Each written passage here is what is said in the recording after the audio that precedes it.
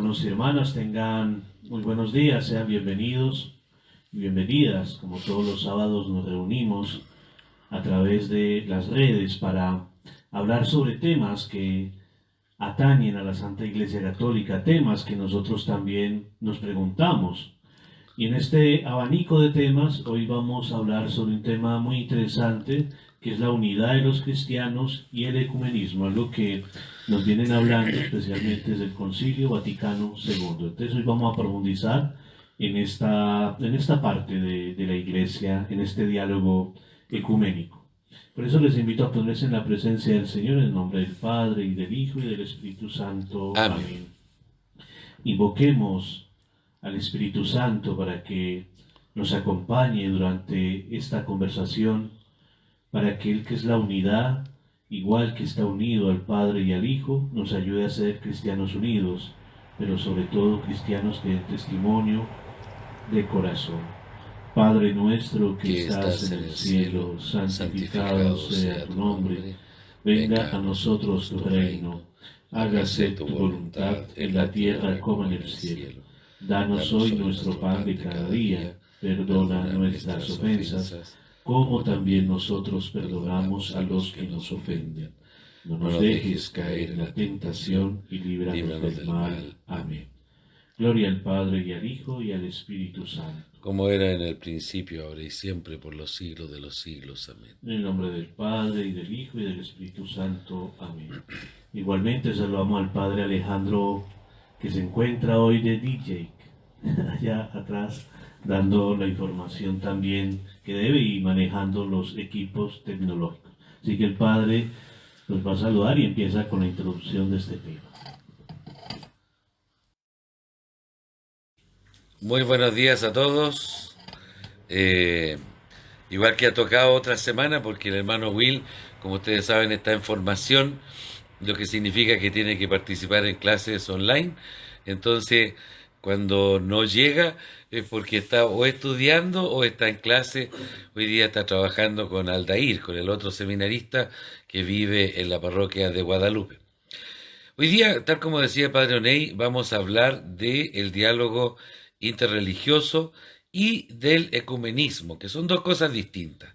Son dos cosas distintas. El ecumenismo, para poder ir como entrando en materia, dice relación con el diálogo que busca la unidad entre los cristianos. El ecumenismo tiene que ver solo en la esfera de los cristianos, es decir, este diálogo necesario a partir del pecado del hombre, que ha generado divisiones desde la Torre de Babel, ¿no es cierto?, divisiones hasta el Pentecostés, donde solo la Iglesia y los apóstoles hablaban una lengua que todos podían entender, pero en el tiempo nos fuimos separando. Oriente de Occidente, y antes de eso las grandes controversias cristológicas nos separaron también con otros grupos, ¿no es cierto?, los que no aceptaban la divinidad, los que no aceptaban la humanidad de Jesucristo, después controversias por la liturgia, por las imágenes, etcétera. Pero en el año 1000 hubo una gran división entre Oriente y Occidente. El patriarca de Constantinopla, lo que hoy día es Turquía, Estambul en el fondo, lo que hizo fue excomulgar al Papa, y el Papa excomulgó a el patriarca de Constantinopla, que era para el tiempo la capital del Imperio Romano. Miguel Celulario se llamaba el patriarca. Entonces ahí generó una división tremenda. Después, a grandes rasgos, en el 1500, Lutero, después Juan Calvino, después Zwinglio y después Enrique VIII, el rey de Inglaterra, generaron otras grandes divisiones dentro de la Iglesia, de donde se fundaron prácticamente todo el mundo evangélico, tanto de raíz luterana como calvinista, que son el mundo evangélico que hoy día nosotros conocemos, con miles de denominaciones. ¿Cuál es el empeño? El deseo de Jesús en el Evangelio de San Juan dice: Padre, este es mi deseo, que todos sean uno. Es decir, que en el nombre de Jesucristo podamos confesar una sola fe, podamos confesar un solo bautismo para el perdón de los pecados y la salvación y la vida eterna. Entonces, el diálogo ecuménico tiene que ver con este diálogo entre confesiones religiosas cristianas, las tradiciones cristianas, en donde, como dice el Papa Francisco, para ganar todos tendremos que perder algo. Para ganar todos tendremos que renunciar a algo. El diálogo interreligioso es otra cosa. Tiene que ver con este diálogo pacífico que busca siempre entendimiento, las raíces comunes de las huellas de Dios, las semillas de Dios, como hablaba San Ireneo de León, era que hablaba de las semillas de Dios que están esparcidas las semillas del verbo que estaban esparcidas por el mundo. Entonces, el diálogo interreligioso tiene que ver con el diálogo con el mundo musulmán, con el mundo hinduista, con el mundo budista, con el mundo sintoísta en Japón, con el mundo animista, tanto en África como en Oceanía, con las distintas confesiones que no son cristianas y que buscan elementos comunes para una buena y sana convivencia, para que no haya ni enemistad ni guerra. Sepan ustedes que las peores guerras que se han dado en la historia de la humanidad son las guerras de religiones y las guerras fratricidas, es decir, dentro de un mismo país. Entonces, el diálogo interreligioso tiene que ver con el diálogo con otras religiones que no son cristianas. El ecumenismo tiene que ver con el diálogo entre cristianos que buscan la unidad, el único y gran deseo de Jesucristo. Padre Oney. Sí, mire, dando un poco lo que el padre Alejandro nos ha dicho, dentro del Concilio Vaticano II, que de un concilio convocado por San Juan XXIII, la Iglesia tocó estos temas y no es solamente algo, un capricho del Papa. Recuerde que en un concilio se reúnen todos los obispos del mundo y el concilio tiene la autoridad sobre el Papa, porque son todos los obispos que hacen esto. Y en este año 1964, 1960, 64, 65, se escribió varios decretos, especialmente sobre el diálogo interreligioso y sobre el ecumenismo, son decretos. Y algo muy importante que el padre decía del diálogo interreligioso, especialmente, es algo que dice aquí: la Iglesia Católica nada rechaza de lo que en estas religiones hay de verdadero y santo.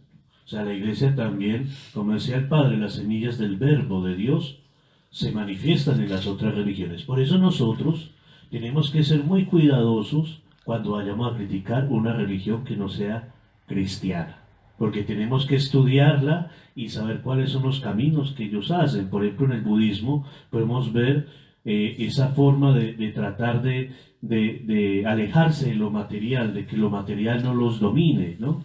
Y van haciendo este trabajo espiritual. En la iglesia hinduista, en la religión hinduista, vemos ese camino del ascetismo, vemos el camino de tratar de también entender al dios Brahma. Y en la religión del Islam también vemos que ellos veneran, por ejemplo, a Jesús, no como Dios, pero sí como el profeta de la paz. Vemos que veneran a la Virgen María y también muchas veces la invocan. Y vemos entonces todo esto bueno que hay, lógico, también en la religión judía. Y dentro del ecumenismo es muy importante también señalar algo que nosotros no estamos totalmente separados, es un diálogo. Y entre un diálogo hay acuerdos y desacuerdos. Y algo, por ejemplo, que la Iglesia recalca, que las iglesias separadas son las iglesias cristianas, Iglesia Católica, Anglicana, evangélicos, la Iglesia Ortodoxa. Es que todo nos une cosas comunes. Y lo que comúnmente a nosotros nos une es Cristo. Y esa es la unidad que nosotros tenemos que mantener, digámoslo, siempre vigente. Y algo bueno de esto es, por ejemplo, la Sagrada Escritura. La Biblia es algo que nos une, aunque puede ser interpretada de diferentes maneras, pero nos une el testimonio que hay que dar de la Biblia. Los sacramentos, por ejemplo, el bautismo, está en todas las religiones cristianas, en todas las confesiones cristianas está el bautismo, el sacramento del matrimonio. Entonces vemos que la Iglesia tiene muchas cosas que nos unen. Lo que pasa es que también tiene que haber un diálogo, como se dice, con las otras iglesias. Cuidado, sin caer en un falso irenismo. Es decir, el irenismo viene de una diosa griega que significa la paz, ¿no? La paz con todos. Entonces yo, por vivir en paz con todos, tampoco expreso lo que es mi fe, tampoco expreso lo que en la iglesia también hay de santo y verdadero. Entonces yo voy aceptando todo lo que los demás están diciendo. Hay que aceptar lo bueno y lo verdadero y lo santo, pero hay cosas que nosotros también tenemos y que podemos aportar. Muy bien, muchas gracias, mi padre Unai. Siempre certero con el Vaticano II. Eh, Él tocaba el tema de este deseo de que todos sean uno y cómo la Iglesia Católica es la que ha llevado adelante esta proposición de un diálogo ecuménico. Siempre es complicado desde las bases, desde los cristianos, que muchas veces están ligados por elementos de carácter histórico y prejuicios, ¿no? Por ejemplo, en nuestra Latinoamérica está tremendamente marcada por la Iglesia Católica, en todos los ámbitos, ¿ah? No, no es la leyenda negra de que aquí vinieron con el agua bendita y la espada, pero algo de eso hay también, es decir, venía junto a la corona nombraba a los obispos y los sacerdotes, y obviamente por siglos la Iglesia Católica fue implantando la fe, tratando de convencer a la gente, a veces también con excesos, y, pero después, al finales del 1800, comenzó a llegar el evangelismo, para que este diálogo sea un poco de todo, misceláneo, ¿no? Llegó el evangelismo con una persona francesa de apellido Canut, Canut. De ahí que en Chile se le llama Canutos, de manera muy ofensiva al mundo evangélico, ¿no? Un señor de apellido Canut que llegó al paraíso y practicando su fe lo trataron muy mal, eh, pero él logró crear la primera iglesia evangélica en Chile. De ahí viene el mote de Canuto, ¿no? Pero que hoy día yo creo que no está en la boca de ningún católico, de ninguna persona de buena voluntad, ofender a otro por su credo. Pero en Latinoamérica esto tiene como dos orígenes. El evangelismo de carácter más culto, más estudioso, el luterano. Luterano, y que viene desde los alemanes que colonizaron varias partes de Latinoamérica. Hay grandes colonias de alemanes en Brasil, en Bolivia, en Perú, en nuestro sur de Chile, y ahí la iglesia luterana se hizo muy fuerte, pero no es numerosa, no es masiva. Sin embargo, el evangelismo de carácter pentecostal, de carácter adventista, metodista pentecostal, no viene de Lutero, no es luterano, viene de Estados Unidos, viene, ¿no es cierto?, de el episcopalianismo, que es de carácter calvinista. Y ahí entonces los diálogos se hacen más difíciles porque son muy intransigentes los líderes, tanto así que, por ejemplo, si ustedes se dan cuenta, cuando toca el Te Deum ecuménico, todos los 18 de septiembre, o 19 parece que, el, eh, cuando toca el Te Deum ecuménico, muchas veces están todos los líderes religiosos, están invitados, los representantes de otras confesiones, pero hay pocos pastores de carácter metodista, pentecostal, ellos más bien se la juegan por hacer su propio Te Deum. Y entre ellos hacen varios Te Deum, digamos, en Maipú, en Independencia, no son muy dialogantes. Entonces, la iniciativa es de la Iglesia Católica y el Papa Francisco, junto con Juan Pablo II, el gran campeón del ecumenismo, ¿no es cierto?, han tratado de hacer acercamientos con las grandes confesiones. Les ha resultado con la Iglesia Ortodoxa. La iglesia de Ucrania, por ejemplo, en donde se les respeta sus ritos, sus tradiciones, el clero mixto, casado y célibe, y sin embargo plenamente unidos con Roma. Tanto así que podemos celebrar eh, sin echarnos en nuestra iglesia. Pero todavía falta mucho porque hay que pulir aspectos más bien de carácter doctrinal, en donde, siguiendo al Papa, dice donde todos tenemos que renunciar a algo para ponernos de acuerdo, si no sería impositivo. Así es que eso es. Vamos a saludar a algunas personas que están acompañando este conversatorio. La señora Adriana Sepúlveda, que es de nuestra parroquia de San Lázaro, la nenita, como le decimos nosotros, ¿no es cierto? Está también el Boris Matías Galvez de Huacarhue, Quinta de Tircoco, Iván Quijada, la señora Carmen Torres de nuestra parroquia, Carmen Mejía, que me imagino que es la catequista, esposa del Jacqueline Canales, muchos saludos, Erika Mendieta Foster de Rancagua, Ana María, nuestra querida Viviana Pizarro de la parroquia, Olga Allendez, ¿quién más está? Y ahí se van repitiendo. Ana María Díaz, ya lo dije, el Coro Jesús de la Misericordia, la Paulita Figueroa, que espero se esté mejorando, Naxi Segueris, Katy Lorena González. La pregunta es, ¿qué, ¿cuál es la percepción que tienen ustedes, mis queridos amigos, que están participando de este conversatorio sobre el ecumenismo? Cuando Jesús dice, Padre, este es mi deseo, que todos sean uno, ¿cuál es su percepción de eso? ¿Podremos alguna vez, si no es en este mes, en este siglo o en el próximo milenio, sentarnos en una mesa común a hablar de Jesucristo sin tener que discutir o pelear, sin tener que echarnos ni rechazarnos, sabiendo que de todas las páginas que tiene la Biblia son unas pocas líneas las que nos separan? Les dejo la pregunta sobre el ecumenismo. ¿Qué conveniencia hay? Eh, ¿Cuánto falta para eso? Esos son los plazos que Dios pone. Pero ¿cómo acercarnos en el plano personal a un diálogo fraterno? ¿Cuáles son las primeras actitudes que uno tiene que tener en esto? Padre Ney. Quería leerles un poco. Esta semana San Pablo a los Corintios nos habla del tema de la división dentro de la iglesia. Y es muy interesante lo que él dice. Dice la primera carta a los Corintios, versículo 10 al 14. Os ruego, hermanos, en nombre de nuestro Señor Jesucristo, que digáis todo lo mismo y que no haya divisiones entre ustedes. Está bien unidos con un mismo pensar y un mismo sentir. Pues, hermanos, me he enterado por los de Chloe de que hay discordias entre ustedes.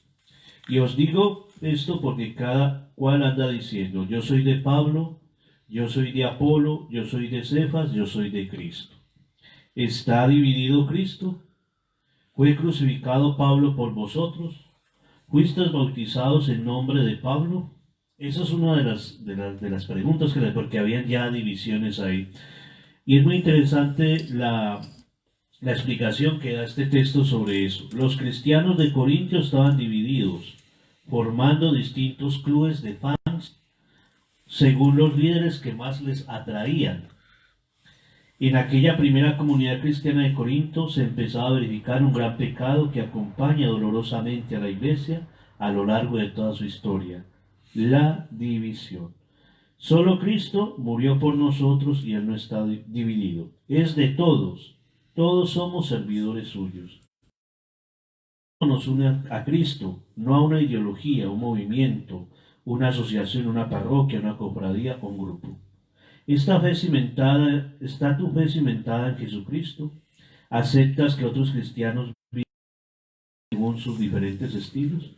Eso es una confrontación de Pablo. Entonces, desde el inicio, llamémoslo así, de la iglesia también habían divisiones. Lamentablemente, seguimos más a hombres que al mismo Dios. Y eso es lo que hace que exista la división.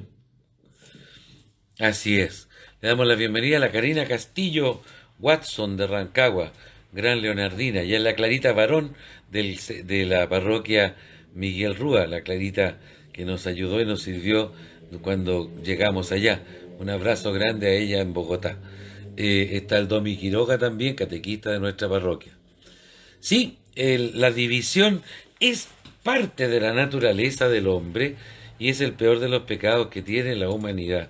No solo en la iglesia, yo creo, sino que dentro de un hogar, cuando pelean hermanos contra hermanos, esposo contra esposa, en una sociedad, cuando no nos ponemos de acuerdo con las ideas del bien común para todos los miembros de un solo país, por ejemplo. No nos ponemos de acuerdo ni siquiera en el deporte, que debería ser una entretención. Tanto tú como yo conocemos, ya le has tomado el peso a lo peligroso que puede ser un estadio con estas barras bravas, ¿no? Que confunden, por ejemplo, el deporte con el destrozo y con la odiosidad. En Colombia es igual, los del Millonarios con Santa Fe, a machetazo a veces terminan un partido en un restaurante. Entonces, las divisiones están en el corazón del hombre y han marcado la iglesia desde su inicio. Cuando la madre de los hijos de Zebedeo le dice, quiero que mi hijo se siente en uno a tu izquierda y el otro a tu derecha. ¿Qué dijeron los demás? Se indignaron, se indignaron. Después cuando tomaron preso el concilio para ver quiénes son los nuevos en la iglesia. Es decir, La división siempre está presente, lo vemos de manera tristísima en nuestro país, por ejemplo, con el estallido social, ¿no? Cómo estaba enceguecida por cambios que no eran democráticos, o sea, por golpes de violencia o de autoridad. Entonces, la división, eso es, yo creo, el peor de los pecados que tiene la humanidad, el ser humano, desde Caín y Abel, hermano contra hermano, desde los hijos de Abraham, cuando se pelean la herencia, etcétera. Por eso el diálogo ecuménico es justamente el milagro de amor de las iglesias. Los que deseen conversar están en comunión y en paz con Dios. Es decir, están en el deseo de Jesucristo antes de morir, que todos sean uno. Seguimos saludando a la Glorita Bustos. Hola Curita, saludo, un gran abrazo, dice la Cari, como siempre nos trata de Curita. Nuestra humanidad nos mantiene divididos, claro que sí. Cuesta conversar, ya que siempre van a haber diferencias de opinión, por supuesto que van a haber, pero aquí hay un tema importante, mi querida Carmen. Muchas veces hemos escuchado que en Chile se dice, en la mesa no se habla de política, de deporte o de religión. Yo creo que es un error renunciar a la capacidad que tenemos de hablar, pero hay que aprender a hablar, a dialogar. Diálogo significa dúo, dos, donde uno habla y el otro escucha. No hablan los dos al mismo tiempo, ni se quedan callados los dos al mismo tiempo. Entonces, cuesta conversar, claro que sí, porque luchamos contra esta humanidad, pero es la gracia la que nos lleva al diálogo. Es decir, el diálogo es la Trinidad, el diálogo es el amor. El amor, para que haya amor, tiene que haber un tuyo y un yo, ¿no? El amor de Dios es con nosotros. Entonces, las divisiones no nos pueden asustar en este diálogo, todo lo contrario, nos tienen que alentar. Es un desafío gigante. Aquí está Jacqueline Canales y dice, yo creo que falta mucho, claro que sí. Existe mucho ego en las personas en donde cada uno cree tener la verdad. A veces se pierde el sentido, que es buscar la santidad de Dios. Debemos aprender a escuchar. Y debemos aprender a escuchar y debemos... No me sale el resto de la cosa. Debemos aprender a escuchar, dice. Bonitos comentarios. Estoy leyendo, Padre Leonel, mira que la gente nos agancha. Como dice una parte del Evangelio, los mismos discípulos de Cristo discutían quién era el más importante. Claro que sí, por lo que acabo de decir, ¿no? Entonces, ese es nuestro drama, que peleamos por todo. ¿Ah? Hay una canción ahí que dice, te enojáis por todo, te enojáis por todo. Claro, a veces en los diálogos uno se enoja y tira los platos por la cabeza. Pero el diálogo es justamente eso, es decir, siéntate y escucha. Primero, después habla. Siéntate y ve que el otro también tiene algo importante que decir. Un abrazo a Mario Campo, que también está compartiendo este conversatorio. Bueno, y la división, lamentablemente, también tenemos que decir lo que está dentro de la propia Iglesia Católica. Si nos ponemos a ver, hay un diálogo incluso con movimientos, llamémoslo así, que se han separado de la Iglesia. Por ejemplo, el movimiento de Lefebvre, ¿no? El último, sí. Que están en diálogo porque ellos no aceptaron el Concilio Vaticano II, ellos se separaron de la Iglesia, pero siguen siendo católicos, aunque están... Y también vemos muchas iglesias como veterocatólicos, que también es un movimiento, llamémoslo así, que vive casi todo lo católico, pero no tienen esa comunión con el Papa, ¿no? Se han alejado. Entonces entre nosotros también existen divisiones, y a veces incluso uno ve entre las personas, entre algunas personas, que dicen, mire, es que yo soy más bueno porque yo pertenezco a este movimiento.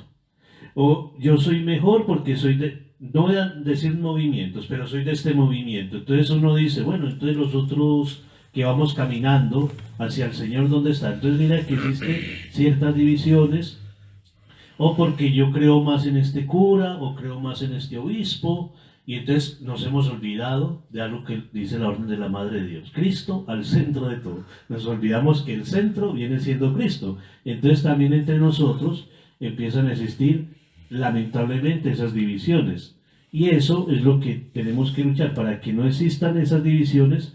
Mirar qué es lo que nos une, viene siendo Cristo, qué es lo que une, supongamos un movimiento, cuál es su carisma, cuál es la riqueza que el Espíritu Santo ha manifestado a través de ese movimiento. Pero aquí no es uno ni más ni menos. Todos somos uno en Cristo. Por eso no podemos creernos más de los otros que porque somos de esta parte o porque existe también en la iglesia algo que se llama el rito tridentino, que es una misa que se celebra de espaldas hacia el pueblo, antiguamente se hacía así, y se dice la misa en latín, que es importante, claro, porque el Señor también se manifiesta en una misa, es la Eucaristía. Pero hay personas que pretenden decir, nosotros somos mejores que ustedes porque hacemos la misa en latín, porque la misa se hace de espaldas, entonces somos mejores que ustedes. Entonces hay que poner cuidado con eso. ¿Qué es lo que nos une Cristo? O ya volvemos una misa, la volvemos una ideología, y ahí es donde caemos en el problema. Claro que sí. Un saludo a Gabriel Prado que nos está compartiendo también y a Wilder Suárez Romero, no sé de dónde, ojalá nos cuente. Él tiene una opinión, dice, para el mal de la humanidad practicamos una conversación donde nadie escucha, donde todos creemos estar en lo cierto, cada quien es dueño de su verdad, sin tener en cuenta a Cristo, toda la razón. Yo creo que hay de todo en este mundo. Y justamente ese es el mal, es decir, el gran mal es no saber dialogar, no saber aceptar al otro, ¿no? Naxi Segueri, la saludamos con cariño, falta mucho para eso porque Dios nos dice que todos seamos uno, hay distintas fe, distintos dioses, la pandemia nos está volviendo a al verdadero rostro de Dios.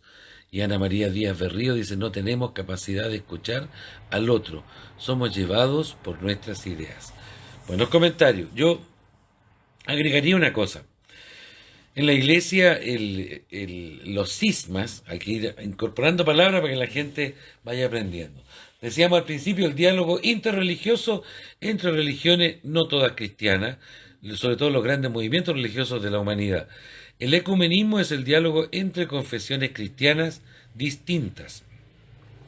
Dentro de la iglesia nosotros llamamos la comunión, es decir, estar todos en torno a los 12 artículos del credo y seguir, ¿no es cierto?, la iglesia occidental, las enseñanzas de los apóstoles que nosotros creemos están depositadas en el Papa y en el Colegio de los Obispos, es decir, y de ahí los que se han separado es porque han chocado con eso, con el dogma, ¿no?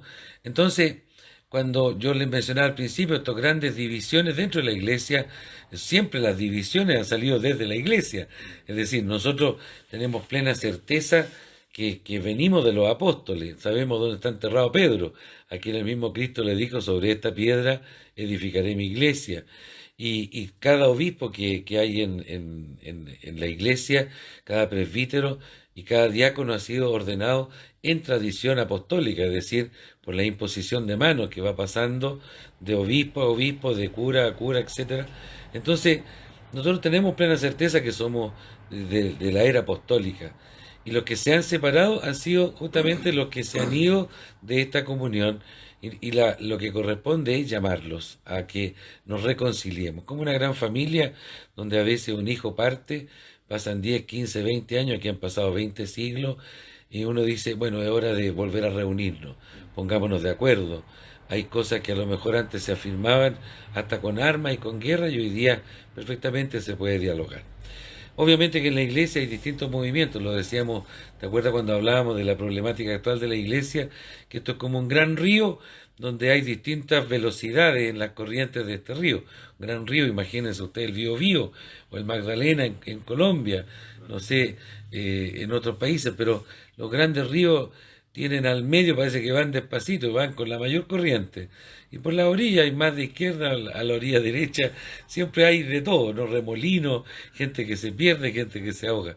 Entonces, en la iglesia, los que han salido han sido muchos. Tú mencionabas de Lefebvre, yo era novicio cuando Lefebvre ordenó sin permiso del Papa un obispo de Brasil y uno francés para mantener la continuidad de su grupo. Juan Pablo II, te lo cuento porque lo escuché de la boca del cardenal Sodano cuando éramos novicios.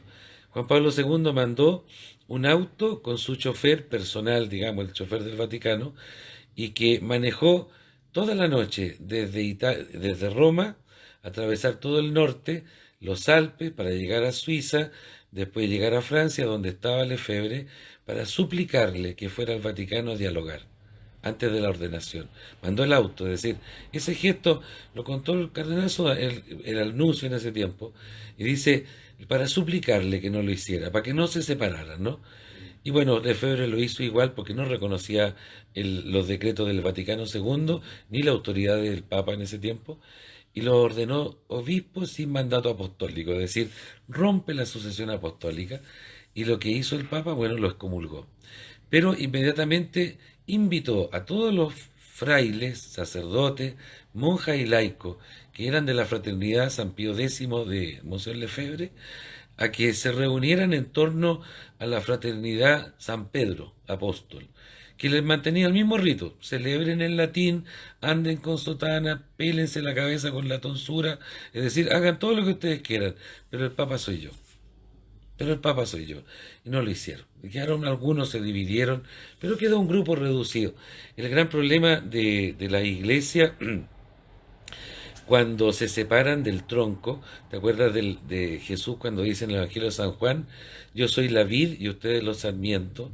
Cuando uno se separa de la vid y queda como rama suelta, le pasan dos cosas: se esclerotiza, queda como congelado en el tiempo, lo que le pasó a los veterocatólicos, que después del Vaticano I desconocieron la infalibilidad papal y algunos decretos, y se quedaron, vienen de Holanda ellos, y se quedaron ahí pegados en un rito, en un lenguaje, que ya dejan de dialogar, se esclerotizan, como que se secan, ¿no? Y o les pasa lo contrario, que es la atomización. De una división brotan dos, brotan cuatro, brotan seis, brotan ocho, que es un poco lo que le pasa al evangelismo que viene de Estados Unidos y que hay de alguna manera conquistado el corazón de tanta gente aquí en Latinoamérica, ¿no? Ellos, un pastor se enojó con el otro, fundan otra iglesia y al final ni ellos se ponen de acuerdo. Doña Ana María Díaz dice, no tenemos capacidad de escuchar al otro, somos llevados por nuestra idea. El Domi Díaz dice, padre, ¿podría explicar el planteamiento de la Iglesia ortodoxa? Ellos dicen que Roma era solo uno de los 4 patriarcados, donde señalan que había 3 patriarcados más y que en total son 4 patriarcados. Claro que sí. ¿Te lo explico y le doy el yo? El Domi sabe que me gusta la historia. La Iglesia la fundó Jesucristo sobre la base de los apóstoles. Todos creyeron desde el principio que Pedro era el jefe de los apóstoles. Así vamos a ir encadenando cosas. Cuando resucita Jesús y viene la dispersión de los apóstoles, Pedro se va a Roma, siguiendo esta intuición de que donde está la cabeza del imperio tiene que estar la cabeza de la iglesia. Pedro llega a Roma y allí es crucificado, según la tradición boca abajo, bajo el imperio de Nerón, años 60 más o menos. Entonces, siempre quedó la idea, y se mantiene hasta ahora, que donde está Pedro está la iglesia. Por eso fue enterrado en la colina vaticana, y sobre esa colina se construyó una primera iglesia, un lugar de culto, en donde se veneraban los restos de Pedro, cabeza de la iglesia. ¿Dónde? En la cabeza del mundo. Caput Mundi se decía de Roma. Alrededor del año 600-700, Roma decae por la invasión de los bárbaros, los pueblos alemanes, digamos, y el imperio romano se traslada al oriente, a Constantinopla, lo que hoy día es Estambul. Y ahí entonces el patriarca, el obispo de Constantinopla, toma una importancia tremenda porque vive con el emperador y quiere tener las mismas atribuciones que tenía Pedro en Roma. Entonces, ahí por eso se llama patriarca, ¿no? De patris, de padre. Entonces, nace la tradición ortodoxa de que el patriarca de Constantinopla era el jefe de los católicos de ese lado, como lo era Pedro de este otro lado. Ahí viene este patriarca de Oriente y de Occidente. Pero después reclama Grecia, reclama Jerusalén y reclama más al oriente todavía al este, Alejandría. Entonces reclaman también ser patriarca porque obvio que todos tienen origen apostólico, pero no son caput mundi, no eran la cabeza del mundo, sino que Constantinopla y Roma. Y de ahí que viene este tema. Pero el mundo ortodoxo nunca ha reconocido en el fondo que la iglesia tenga la autoridad de Pedro, ¿ah? Sino que ellos hablan del Santo Sínodo, es decir, que las grandes decisiones en la Iglesia Ortodoxa las toman en comunión, lo que nosotros llamamos concilio, es decir, se reúnen para tomar decisiones y le encargan a los patriarcas que las hagan cumplir. Nosotros, el Papa tiene el sínodo, tiene el instrumento del concilio, pero ejerce su potestad y su autoridad como cabeza de nuestra Iglesia. También hay que añadir a lo que dice el padre Alejandro, al Papa, de acuerdo a la visión de los ortodoxos, es como un poder simbólico, de cierta manera. Primero porque en Roma están los restos de San Pedro, pero también allá fue asesinado San Pablo, ¿no? Que son dos apóstoles muy importantes dentro de la fe de la Iglesia. Y por eso le llaman primus inter pares, el primero entre pares, pero es como darles un reconocimiento simbólico. Este es el primero entre nosotros. Sin embargo, todos somos iguales. Por lo tanto, la autoridad, como decía el Papa, se la dan a un concilio o un sínodo. Es por eso que ellos solamente participaron, antes de la división, creo en el año 1054, participaron de los concilios hasta el octavo concilio, al séptimo o el octavo concilio. Esos eran los únicos concilios que ellos reconocen. Después de ahí, ellos no reconocen todos los concilios que ha hecho la Iglesia Católica. Por eso, para ellos el Papa sí es un patriarca, pero el patriarca de Roma, primero entre pares por estar ahí, pero él no tiene dominio, llamémoslo así, sobre los otros. Todo se tiene que tomar, llamémoslo de alguna forma, en comunión con las iglesias ortodoxas. Por eso también vemos el Papa de la Iglesia copta, el Papa de la Iglesia egipcia. Vamos viendo que cada uno es como si fuera un Papa aparte. Pero el primero, ellos sí lo reconocen en ese sentido, pero un poder simbólico. Así es. Uno más, un patriarca más. Un patriarca más. Le escuchemos al Papa Francisco, 2 minutos. Los quiero invitar a que escuchen un poco la voz del Papa sobre el ecumenismo.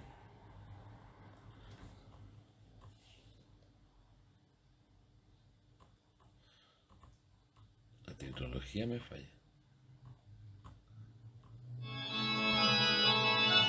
El Papa Francisco inauguró la Semana de Oración por la Unidad de los Cristianos con esta ceremonia en la Basílica de San Pablo Extramuros.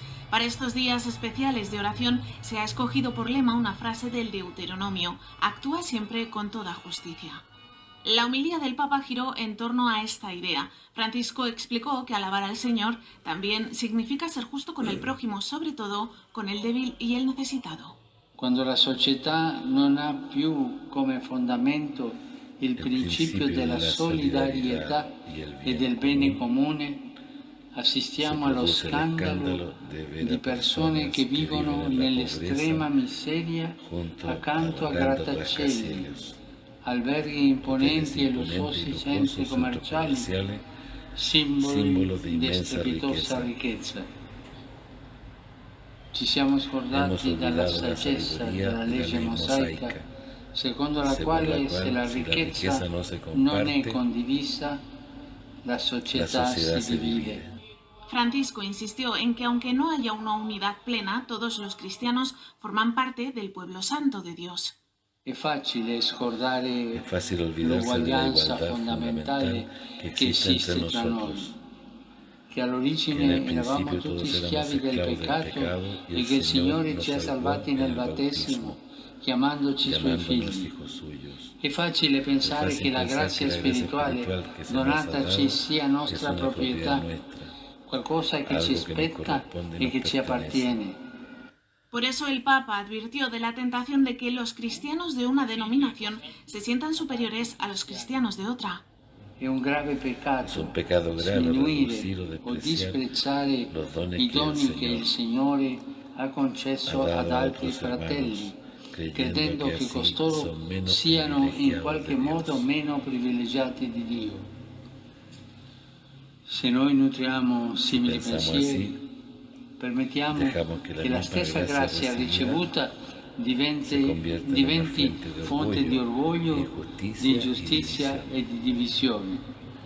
A la ceremonia asistieron representantes de otras iglesias cristianas de Roma. Habitualmente es el Papa quien clausura esta semana con una ceremonia similar. Sin embargo, este año la ha inaugurado porque el día 25 estará en Panamá con motivo de la Jornada Mundial de la Juventud.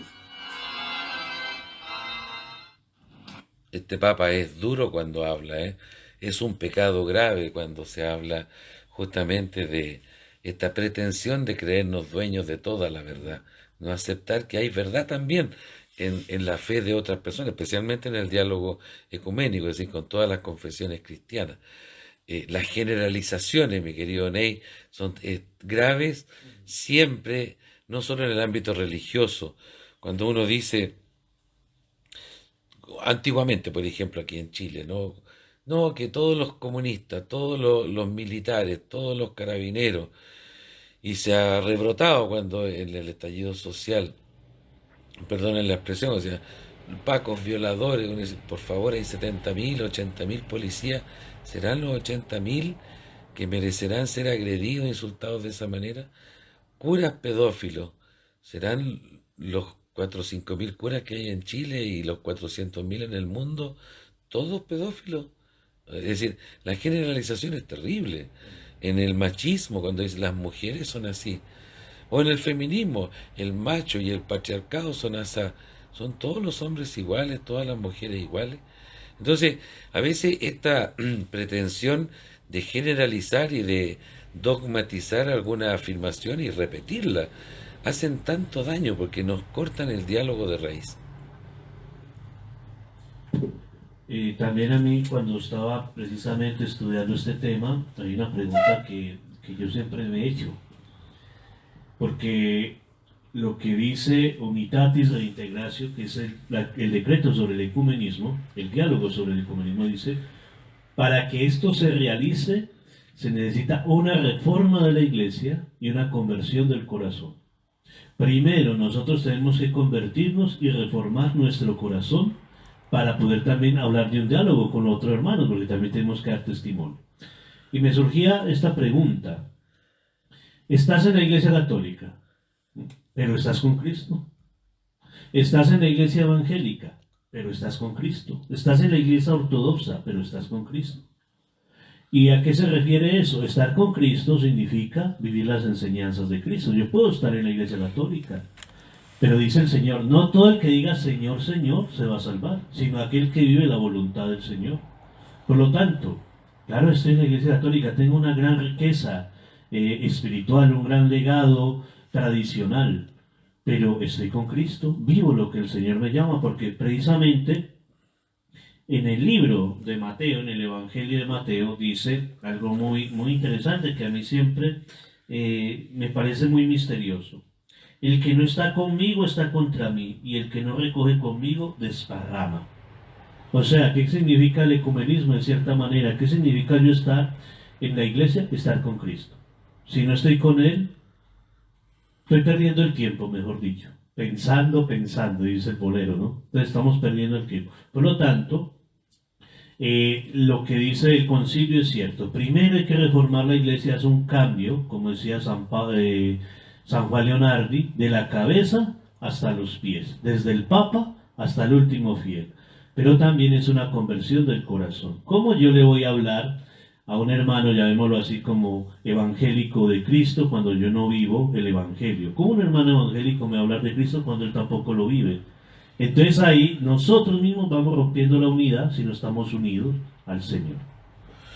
Exacto, la base de todo, de la vida cristiana, no es solo el amor a Dios aislado, sino el amor al prójimo, que es lo que mide nuestro amor a Dios. Muéstrame tus obras, yo te diré la fe que tienes, ¿no? Entonces, el amor al prójimo da la calidad de nuestro amor a Dios. Al revés no, porque hay mucha gente que puede decir todo el día, repetir la palabra Dios, no va a ser más creyente al terminar el día, ¿no?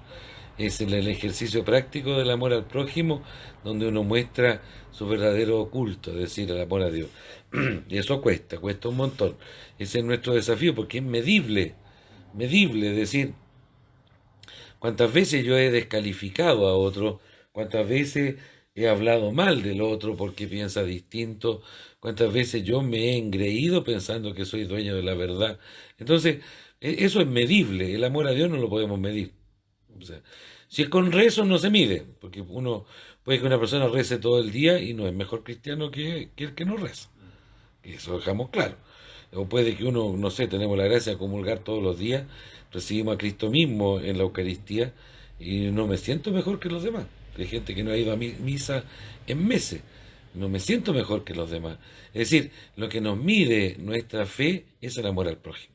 Entonces, ese es el principio fundamental del ecumenismo y de toda acción cristiana. ¿Cuál es la calidad de mi amor por los que creen distinto a mí? Dentro, fuera de la iglesia. ¿Cuál es la calidad de mi amor y lo que hago concretamente con las personas que incluso piensan contra mí? Porque hoy día tenemos grandes enemigos de la fe, del cristianismo y de la iglesia.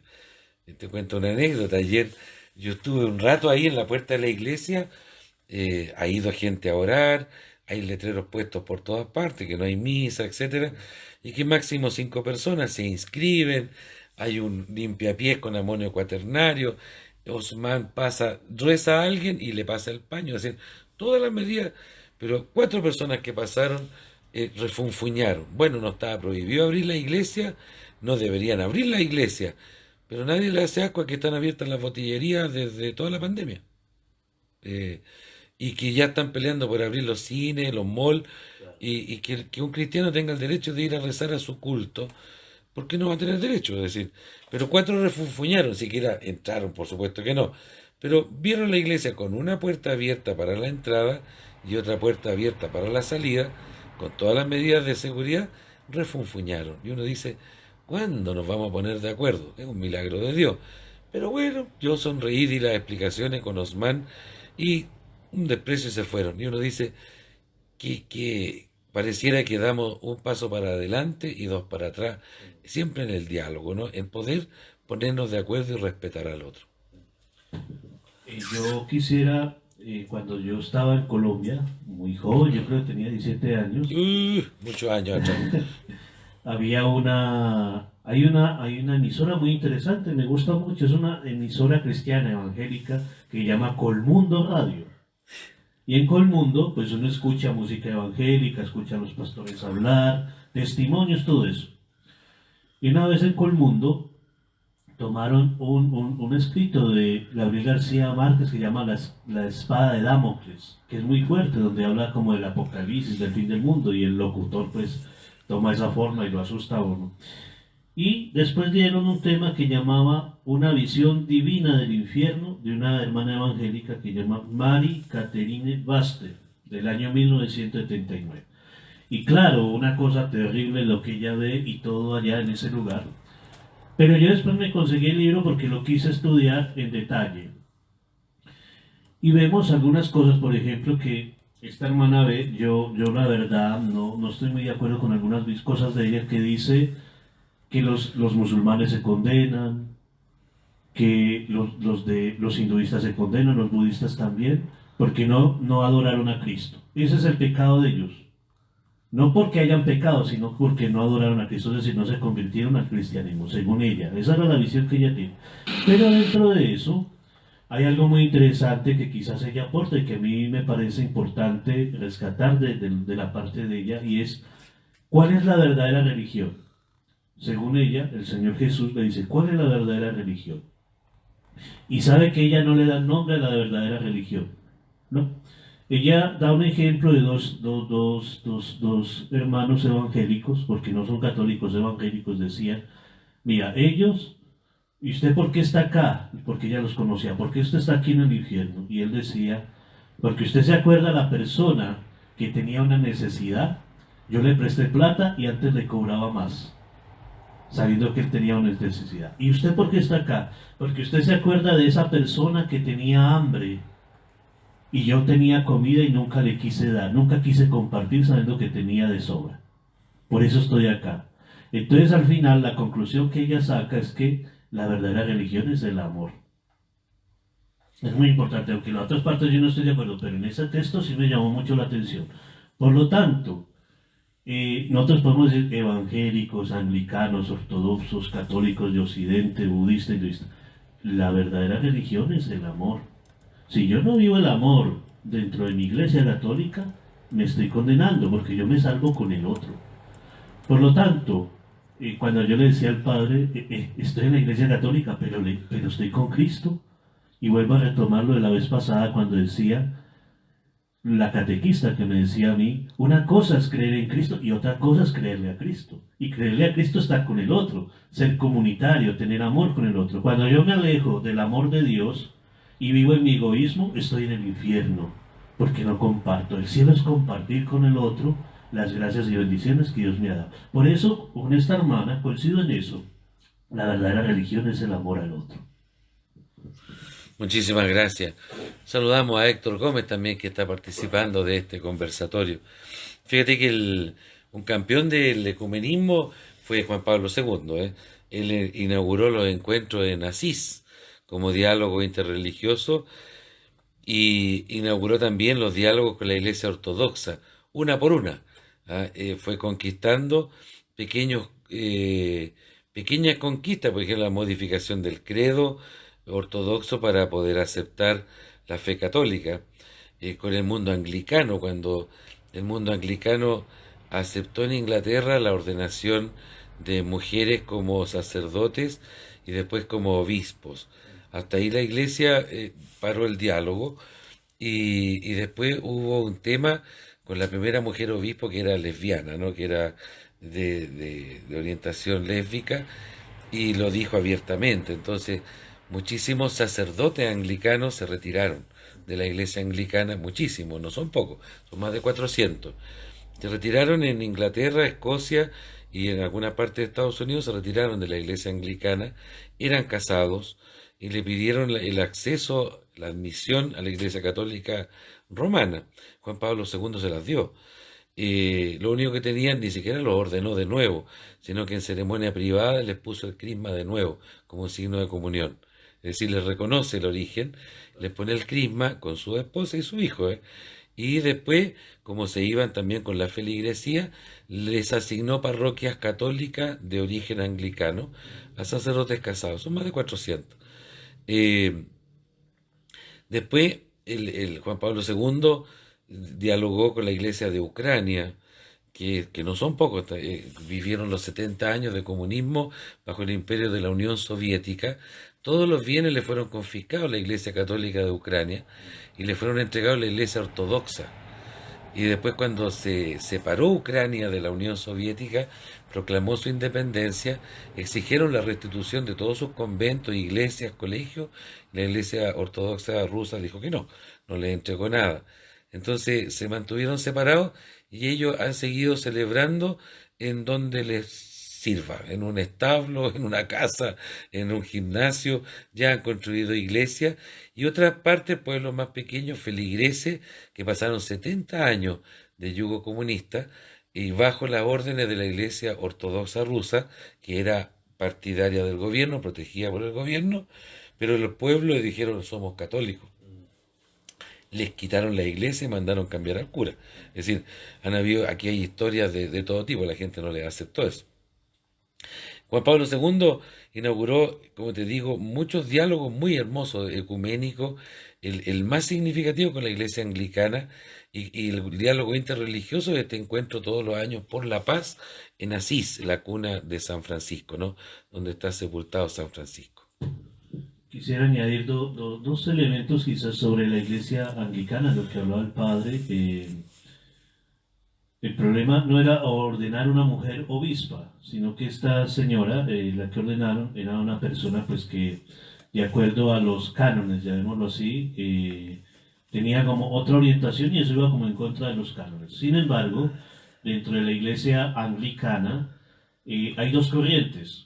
Es la liberal y la conservadora.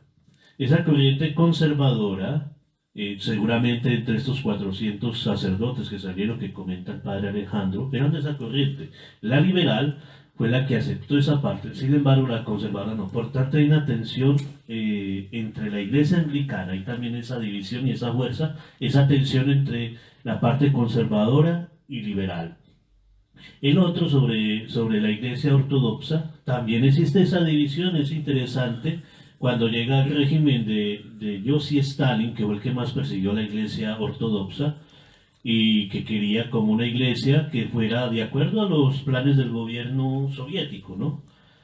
Y es interesante también que una iglesia que se separó de esa iglesia, llamémoslo así, entre comillas, oficial, esa iglesia ortodoxa política, que todavía está muy politizada, ahora con el presidente Vladimir Putin, está muy politizada también, eso es lo que denuncian algunas personas de los medios rusos, pero existió una iglesia llamada la Iglesia Ortodoxa de las Catacumbas, que es muy interesante, y eran aquellos que no estaban de acuerdo con ese régimen de esa época, porque era un régimen que mataba gente también, y ellos se van a celebrar en las catacumbas, así como hacían los primeros cristianos, que celebraban en las catacumbas en el Imperio Romano, ellos también celebran, y por eso ellos en el siglo XVIII se llama la Iglesia Ortodoxa Rusa Verdadera. Sí, claro. Ellos se llaman así, o la Iglesia de las Catacumbas, porque también quisieron vivir esa fe de Cristo en esa parte. O sea que también vemos como esa división, no solo está en la Iglesia Católica, sino que también se ve en estas iglesias anglicanas y ortodoxas. Muy bien. Te cuento otra anécdota también para la gente que nos está compartiendo este conversatorio. Saludamos a don Mario Campos, dice, primero hay que entender, luego ser entendido. Claro que sí, pues. Iván Quijada le gustó el conversatorio. Fíjate que en el año 71, me parece que fue, o 69, después del concilio, el gran inicio del diálogo ecuménico lo dio el Papa Pablo VI, cuando hizo un viaje a Turquía, fue a Estambul, fue a buscar al patriarca de Estambul, de Constantinopla antiguamente, para darle en el fondo el levantamiento de la excomunión. Y el patriarca, que se llamaba, si no me equivoco, Atenágora, le entregó también el rollo con el levantamiento de la excomunión. Y en 2000 años no se había visto eso, que se abrazaron y se dieron el beso de la paz. Muy bonito, está, búsquenlo en las redes, cuando Pablo VI, que no había salido jamás del Vaticano, él toma el avión y se va a Constantinopla para decir basta, basta de divisiones, empecemos a conversar. Esos gestos que valen la pena. Mis queridos hermanos, son casi las 12, nuestro Papa es, primero que nada, su único pecado es ser argentino, me perdonan la broma, pero es un gran Papa, un tremendo hombre que tiene muchísimo que enseñarnos. Quiero compartirle eso para que nos vayamos después con nuestra bendición. Se incorpora Teresita Morgado.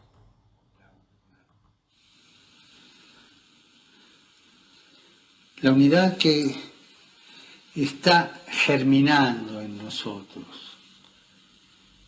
La unidad que comienza sellada por un solo bautismo, el que todos tenemos.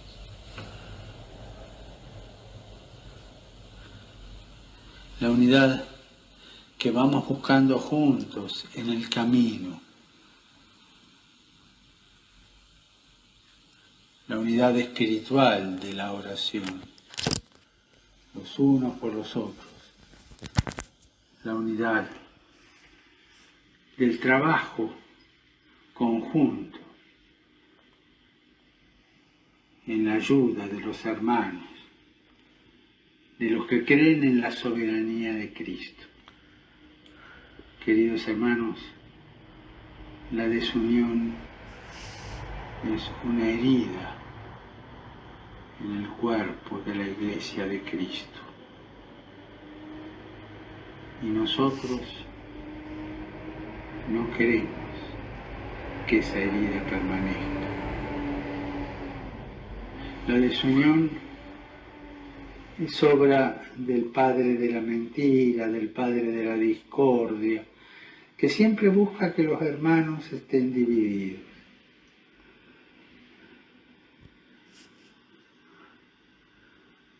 Hoy reunidos, yo desde Roma y ustedes allí, pediremos para que el Padre envíe el Espíritu de Jesús, el Espíritu Santo, y nos dé la gracia de que todos sean uno, para que el mundo crea. Y me viene a la mente decir algo que puede ser una insensatez. O quizás una herejía, no sé. Pero hay alguien que sabe que pese a las diferencias somos uno. Y es el que nos persigue. El que persigue hoy día a los cristianos, que nos unge con el martirio, sabe que los cristianos son discípulos de Cristo, que son uno, que son hermanos. No le interesa si son evangélicos, ortodoxos, luteranos, católicos, apostólicos, no le interesa. Son cristianos. Y esa sangre se junta. Hoy estamos viviendo, queridos hermanos, el ecumenismo de la sangre.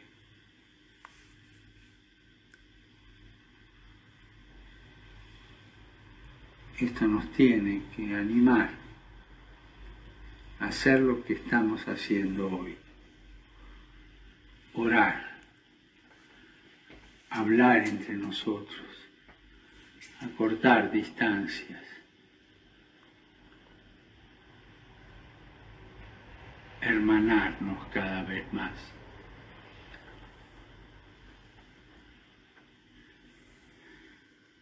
Yo estoy convencido de que la unidad entre nosotros no la van a hacer los teólogos. Los teólogos nos ayudan, la ciencia de los teólogos nos van a ayudar, pero si esperamos que los teólogos se pongan de acuerdo, la unidad recién se va a lograr al día siguiente del día del juicio final.